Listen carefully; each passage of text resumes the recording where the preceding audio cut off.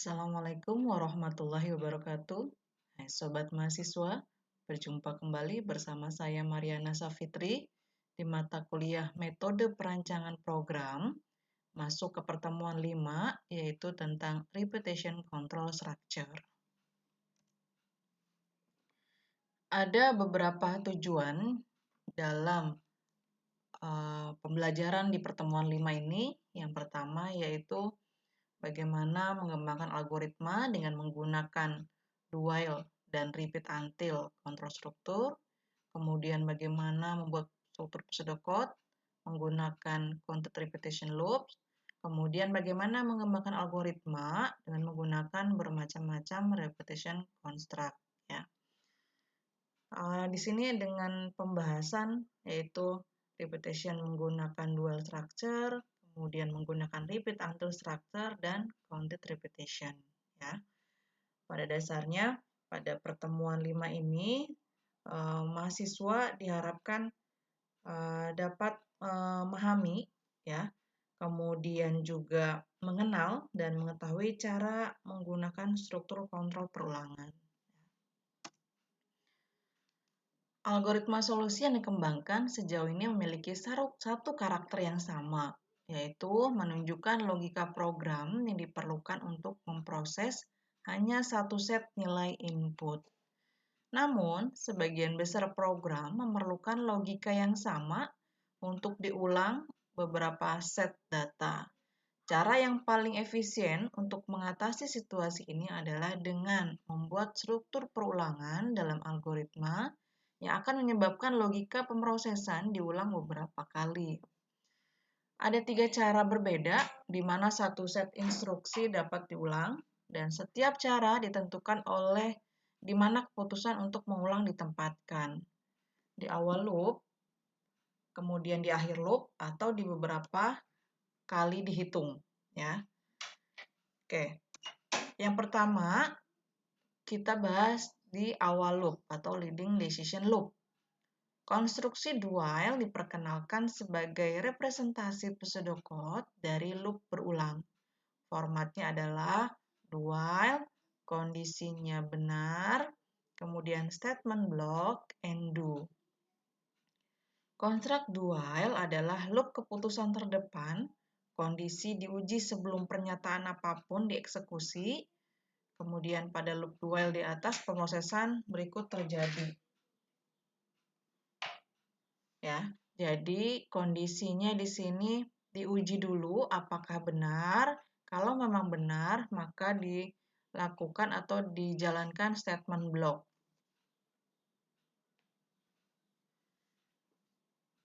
Oke, yang pertama, kondisi logis P diuji. Jika kondisi P ditemukan benar, pernyataan dalam blok pernyataan dieksekusi satu kali, kemudian pembatas end-do, kemudian memicu kembalinya kontrol ke pengujian ulang kondisi P. Ya. Kemudian yang ketiga, jika kondisi P masih benar, pernyataan dieksekusi lagi, dan proses pengulangan berlanjut sampai kondisi ditemukan salah. Yang keempat, jika kondisi P ditemukan salah, kontrol diteruskan ke pernyataan berikutnya setelah pembatas end-do dan tidak ada pemrosesan lebih lanjut yang terjadi di dalam loop. Ya. Jadi yang pertama, kondisinya diuji.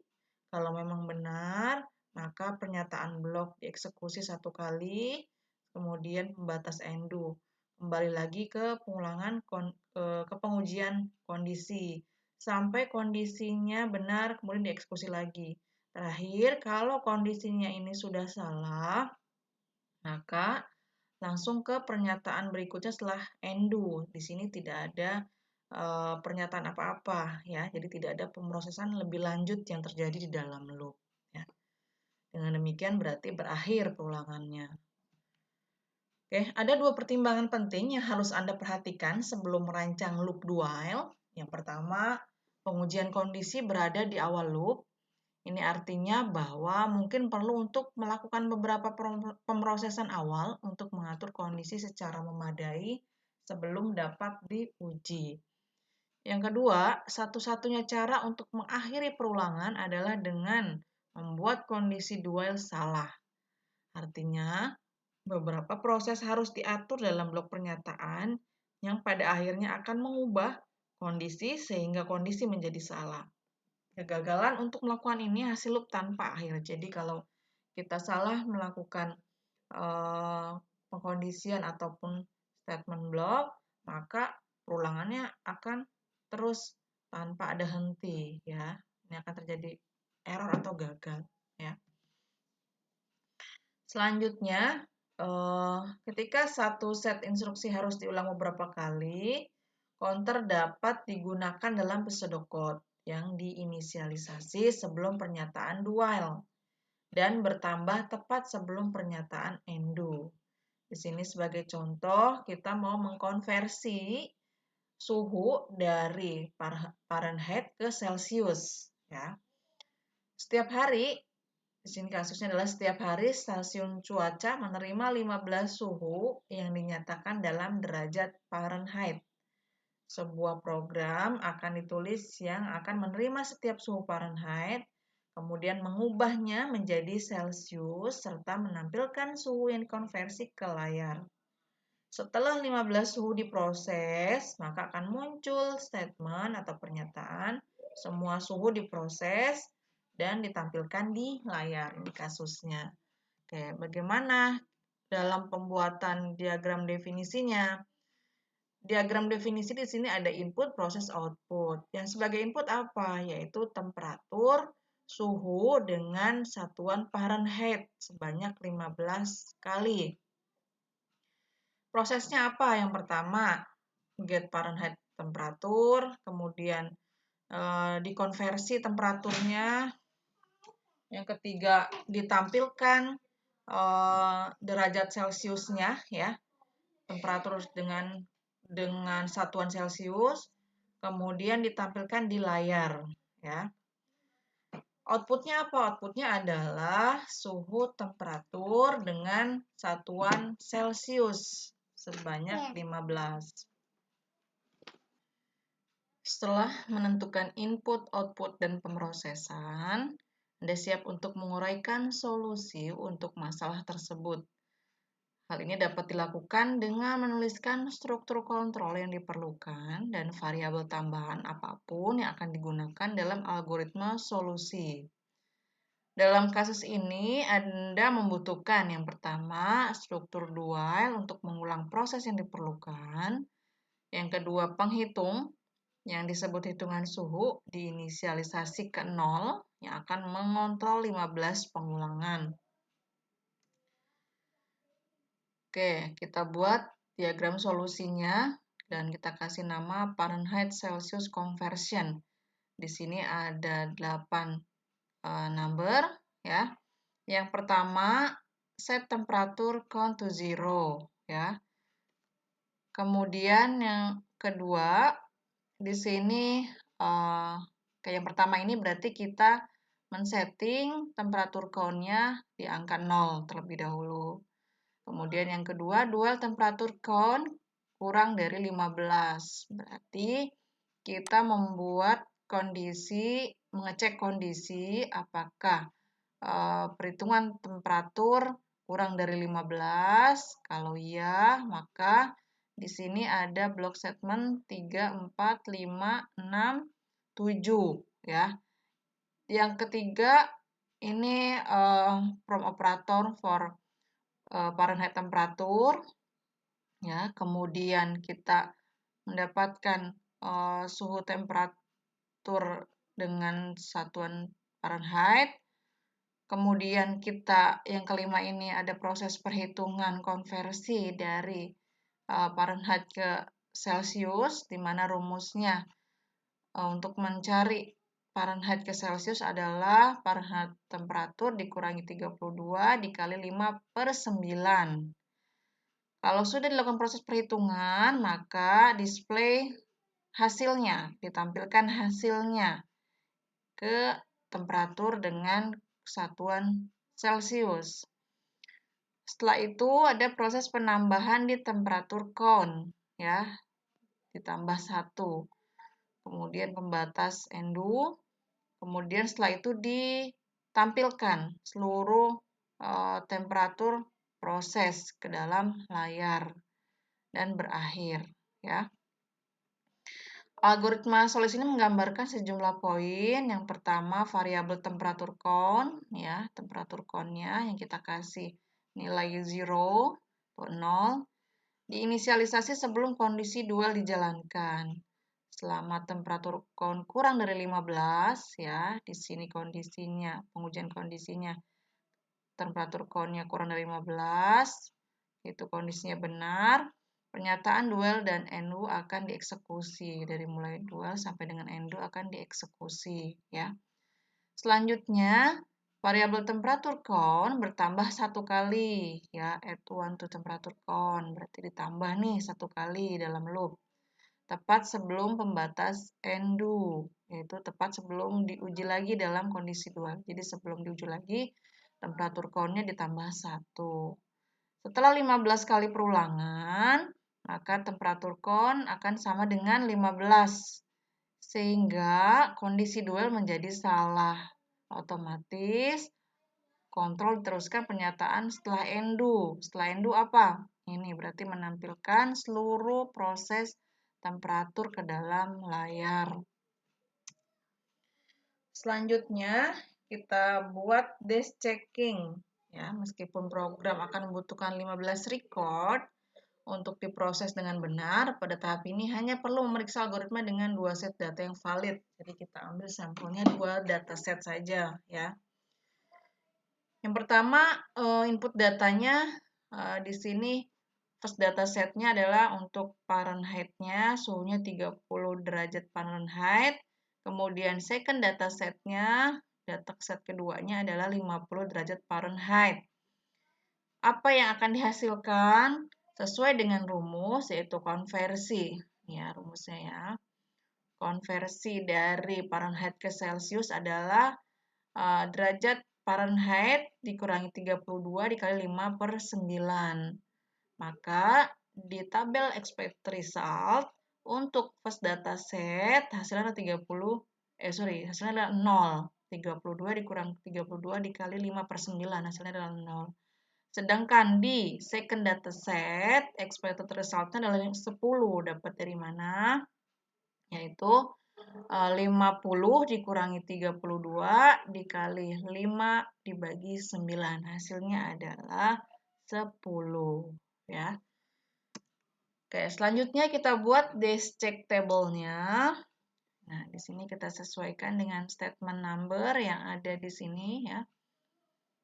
Nah, ini statement number yang ada di sini. Dari mulai pertama, temperatur konnya dijadikan 0 dulu, ya, diinisialisasi dengan nilainya adalah 0. Untuk statement number yang kedua, pengkondisiannya diuji kondisinya, nilainya benar. Di statement number 3 dan 4, kita lihat di sini Fahrenheit-nya atau suhu dengan derajat Fahrenheit 32. Kemudian nomor 5 dilakukan perhitungan, hasilnya adalah 0. Ke-6 ditampilkan. Kemudian yang ke-7 ini kembali, yang ke-7 ini berarti count-nya akan ditambah 1 ya, 0 ditambah 1 jadi 1. Setelah itu balik lagi ke pengujian ya. Pengujiannya masih true ya, masih kurang dari 15. Selanjutnya di statement number 34 kita dapatkan suhu temperatur yang kedua itu 50 derajat Fahrenheit. Untuk 5 dilakukan proses perhitungan hasil dari konversi Fahrenheit ke Celsius 10. Selanjutnya di statement number 5 ditampilkan hasilnya. Di statement number ke-7 counter count-nya tadinya 1 ditambah 1 jadi 2 ya. Ini karena kita menggunakan datasetnya sebanyak 2 kali, maka di dash check table-nya juga sebanyak 2 kali. Oke. Nah, itu tadi yang menggunakan dual and do.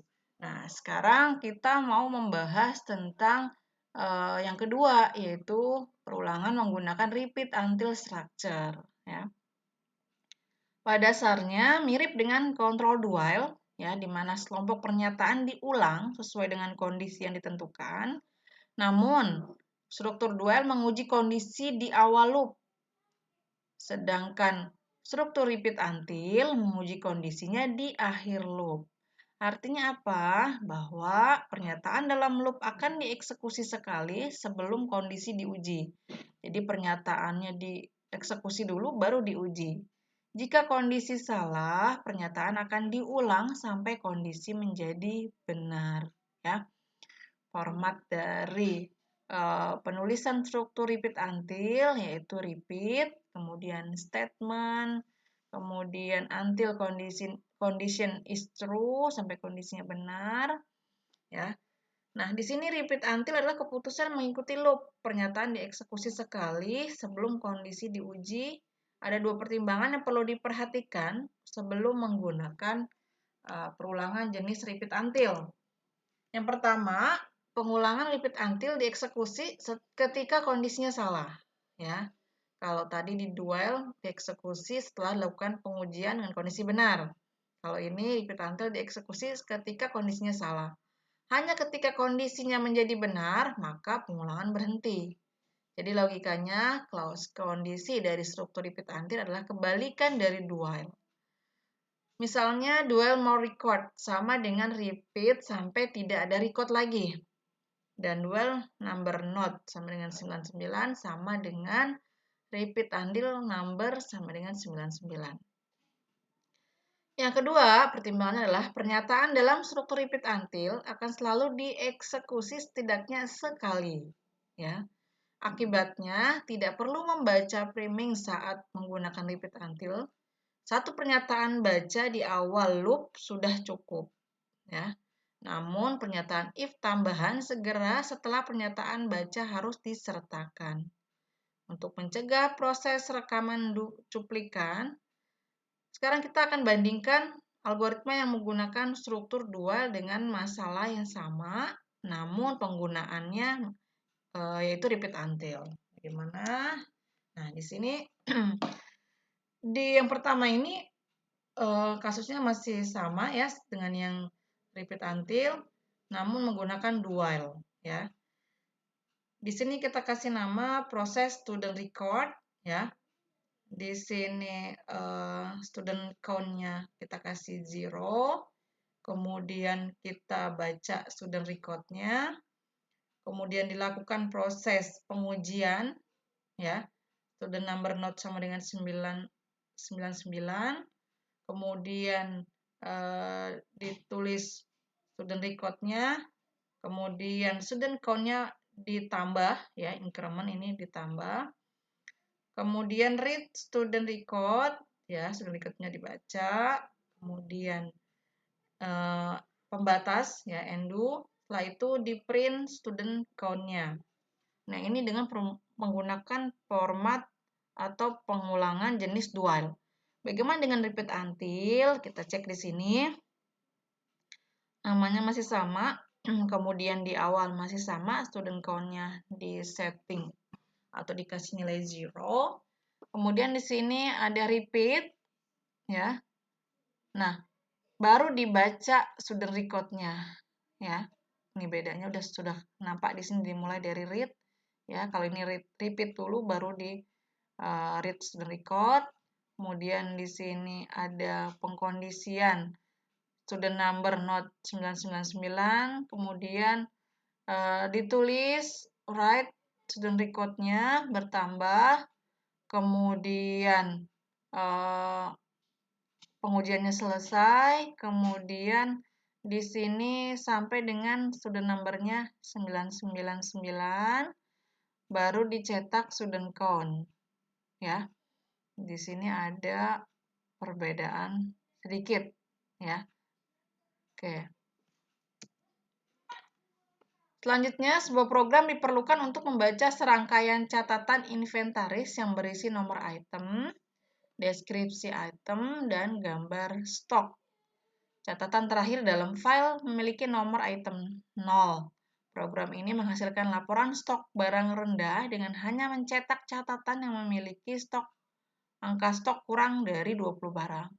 Judul akan dicetak di bagian atas laporan dan jumlah total stok barang yang sedikit dicetak di bagian akhir.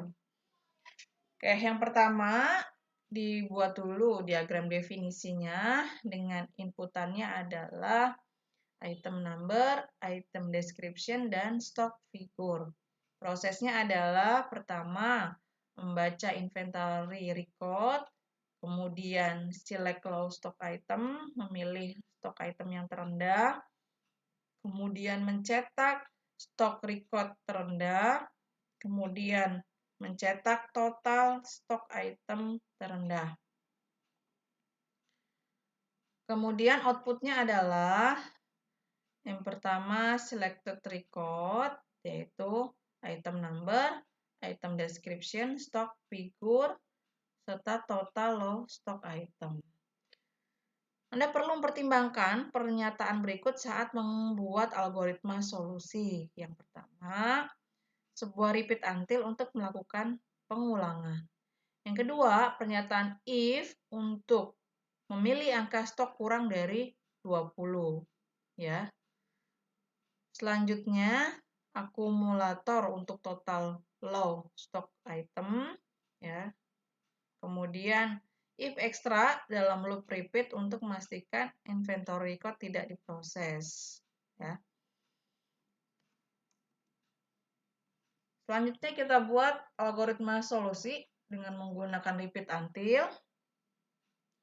Ada 6 statement number. Ya. Yang pertama kita setting dulu total low stock-nya 0. Kemudian kita cetak low stock item heading-nya, kemudian repeat. Selanjutnya read inventory record jika item number-nya lebih dari 0, kemudian stock figure-nya kurang dari 20, maka di sini mencetak item number, item description, stock figure, penambahan total low stock item, kemudian until item number sama dengan 0 sampai dengan item number-nya sama dengan 0. Setelah itu mencetak total low stock item. Ya. Algoritma solusi memiliki struktur sederhana dengan satu pernyataan baca di awal loop, kemudian repeat until dan pernyataan if tambahan di dalam loop untuk memastikan rekaman trailer tidak salah ditambahkan ke akumulator total low stock item. Selanjutnya kita buat base checking-nya dengan total low stock item atau nomor item sama dengan 0 akan digunakan untuk menguji algoritma. Di sini ada 2 dataset di sini ada 3. Ya, ada 3 record.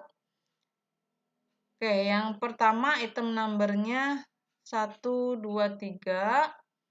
Kemudian stok figurnya 8. Kemudian di record kedua, ini item number-nya 1, 2, 4, stok figurnya 25.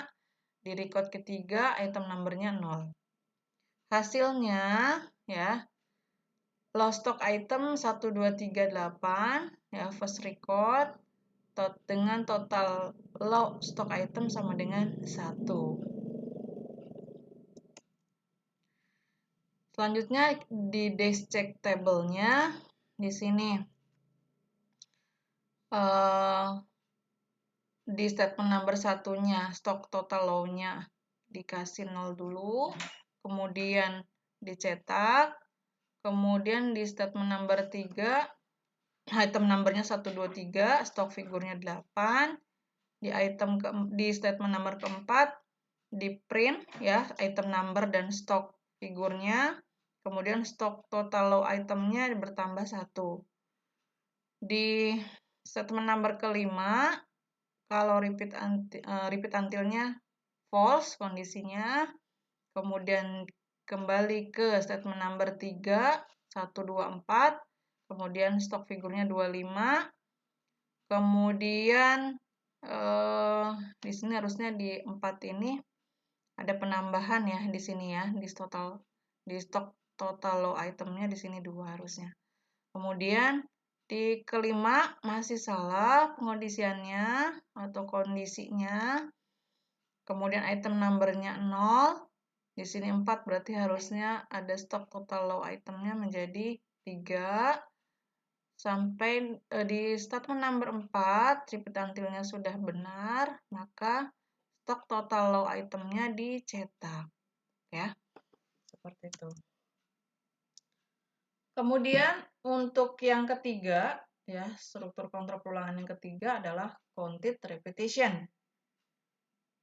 Untuk counted loop, pengulangan terhitung terjadi ketika jumlah yang tepat dari iterasi loop diketahui sebelumnya. Eksekusi loop dikendalikan oleh indeks loop dan alih-alih menggunakan dual atau repeat until. Kata kunci sederhana do digunakan sebagai berikut. Do loop index sama dengan initial value to final value, statement block, selanjutnya ditutup dengan end-do.